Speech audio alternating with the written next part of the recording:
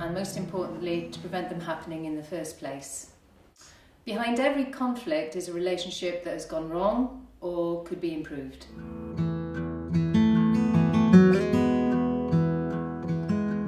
How can children and teenagers grow up to develop healthy relationships and express their needs?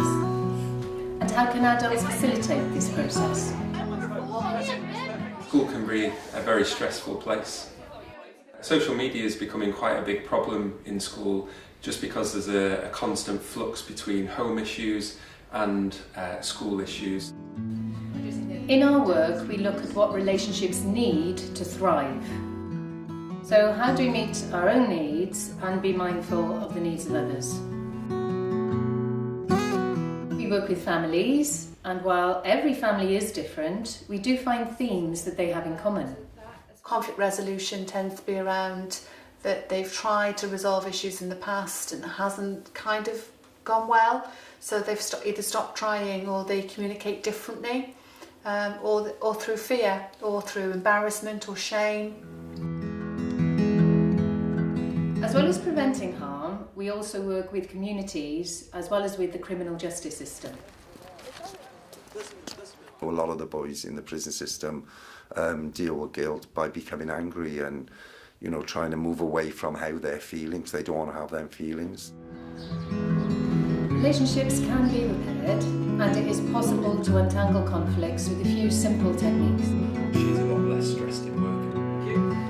People tend to listen to each other much better, and those classroom discussions, the interactions, the contribution from all individuals is far, far better. So yeah, definitely making a great contribution to the teaching and learning in the lessons. I enjoyed watching how you all work so well together again.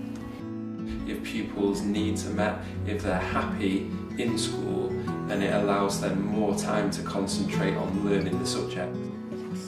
It's amazing. It does take time in a certain way, but it's a worthwhile long-term investment because it also saves time in other areas. Because we're able to engage families, that families are able to actually know that there's nothing to fear. For me, I think that's about putting back the power and the within the family setting, but also empowering the family to make more resourceful choices and decisions. You know, you can try and do something good and to repair the harm that you have done. By me talking to victims, I think it helps them to move on a little bit in their own life as well. Restorative Approaches creates an ethos and principles that makes it possible to build, maintain and repair relationships. Just everyone's pretty in their own way.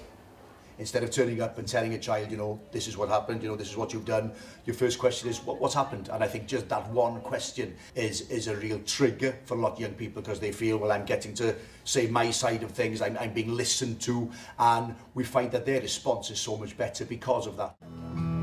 What do we say before we start our meeting?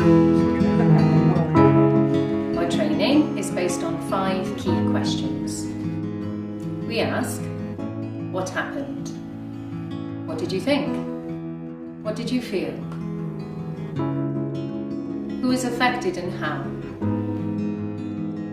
What do you need to make things right again?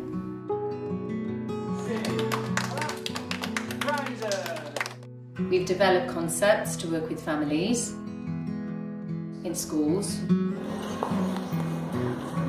with children, young people and adults alike. We train children and young people to become peer mediators. I'm feeling okay. And enable them to solve problems among themselves.